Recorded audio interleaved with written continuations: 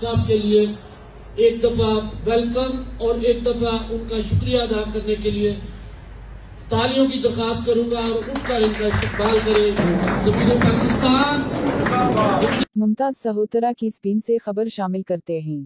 سفیر پاکستان ٹوکیو امتیاز احمد اپنی ملازمت مکمل کرنے کے بعد ریٹائرڈ ہو گئے۔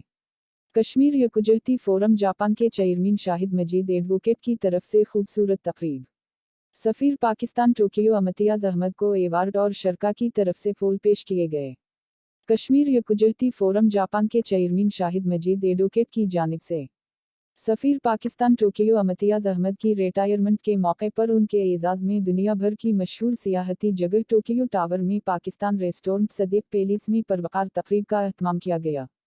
جاپان بھر کے دور دراز کے علاقوں سے کمیونٹی کی نمائند شخصیات سمیت سفارتخانہ پاکستان ٹوکیو کی ڈپٹی مشن آف چیف محترمہ Ismat Hasan Sial, defence attache Imran Ali, commercial counsellor Tahir Cheema, press counsellor Farrukh Rafiq, community welfare attache آشج Luqman, national bank of Pakistan Tokyo کے general manager Zahiruddin Babar, PIA کے senior officer Rana Waheed, NHK Japan Yomiuri Shimbun اور دیگر دوستوں نے شرکت کی۔